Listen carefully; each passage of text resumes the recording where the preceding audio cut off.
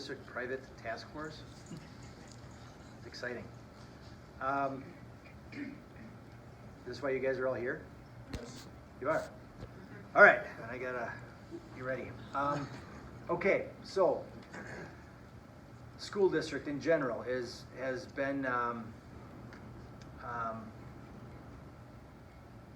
topic of lots of discussion, right, for years. Referendum in April failed, $47 million,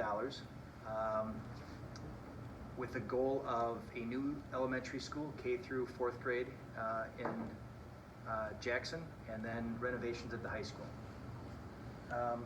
And here I will say, I'll talk about myself, only, again, not to pat myself on the back, but because I started it, and I don't think I could tell the story without talking about what I did. I didn't publicly support the referendum. I personally didn't publicly not support it. I felt then, and I feel now, that our schools are in need of some additional maintenance. But I didn't vote for the referendum because I didn't think where those dollars were gonna go was communicated well enough for me. $47 million is a lot of money. I didn't see a picture of the new elementary building. I didn't see classroom designs. I didn't see a priority list of where money at the high schools was going to go. So I personally didn't vote for it. But like I said, I fully understood if people did support it, because I felt then, and I still do, that the schools need some financial help when it comes to facilities.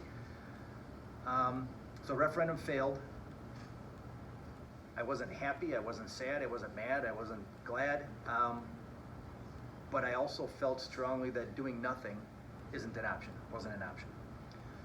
So the idea was, and the process was, I called up two of the greatest community advocates and two of the greatest organizations in West Bend that I could think of, Kevin Steiner from West Bend Mutual and Tim Schmidt from Delta Defense. This was the day after the election, or day after the vote. I asked both of those guys for some money to fund a private task force, and not fund the volunteers, but fund an architectural and engineering firm that I felt would be important to give a real unbiased, open, honest look at the condition of our schools. They immediately were on board. I let them know how much money we needed. My second phone call was to Zimmerman Architectural Studios. They're out of Milwaukee. They've got really close West Bend ties. Their president lives in the town of West Bend. They did the design and engineering on the Silverbrook remodeling and additions, as well as Green Tree a couple of years ago. Very high quality firm with lots of experience in modern education. I felt it was important to have not just local folks look at the schools, but someone who's looking at schools around the state and actually around the Midwest. They design facilities for the university system, for parochial schools, for public schools. Just a good firm to make sure that if we were going to this task force, if it actually came to fruition, that we were making recommendations that really have some merit in the marketplace for modern educational facilities today. They were immediately on board. Contacted the superintendent and the school board president and let them know that I had an idea. They're a very young board in age, of course, but mainly in terms of service. I think over half the board, and maybe some of you know exactly, has been there less than 2 years. The superintendent was brand new. Having a $47 million referendum, even if it passed, to really understand where those dollars were going to go, that's a lot to ask of any board, especially a brand new one, and a lot to ask of a brand new superintendent. So I was hopeful that they would be supportive of a group of volunteers that wanted to go in and give an unbiased look, and in concept, they were. So in a matter of 24 hours, I had some funding, I had an architectural firm, and I had at least a tell us more from some of the school board leadership, and I needed an actual task force. So I started making some phone calls, and it turned out to be a lot easier to recruit people than I thought. Every single person I asked was immediately interested, and we've got folks with large facility management background, So the facilities manager at West Bend Mutual is on the task force, Randy Stark. We've got some communication folks, the communications director at Delta Defense. We've got electrical contractors, masons. We've got our architects, engineers, and all of these individuals, I would say, I never asked them if they voted for the referendum or not. We've never had that discussion. But I would say that the task force has a conservative flair to it. Some of the members are, probably lean a little right, and some of them define right. And I wouldn't say that that was a requirement. There wasn't a litmus test to be conservative, to be on the task force. But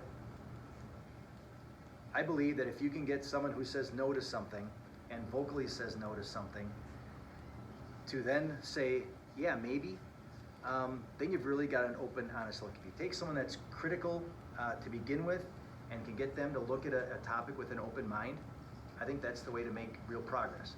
I think it would have been very dangerous to say, let's take 10 people that voted yes for the referendum, 10 people that voted no, and now let's try and figure out the best way to move forward. It creates a bunch of the infighting that I think we've seen. So, in a matter of a couple of days, had a task force put together. And I'd like to be super, super clear. We weren't asked by the school board or the school district to get involved. We are not a public relations committee looking for a way to justify a referendum.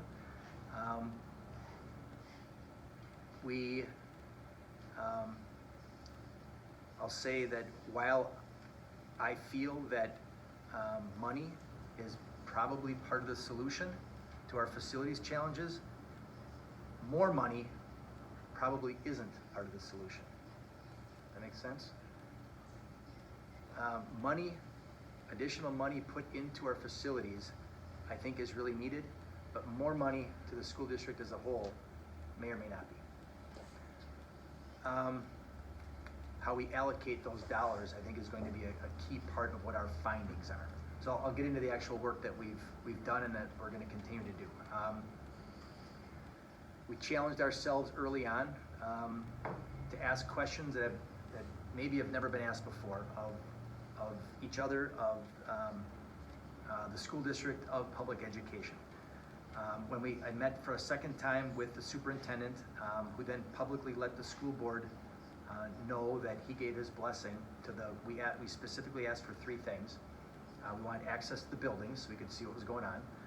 We wanted access to information and some of their staff, the school district's 25-year plan, annual maintenance budgets on a building by building basis, how much does it take to keep the lights on, how much money are you putting into asphalt repair, just a boatload of information that they've been fabulous at getting us. So we needed access to the buildings, access to information, and the third request was that we had an opportunity to publicly present our findings in front of the school board. And that's coming up October 14th, if you haven't heard yet. I think it's 5:30.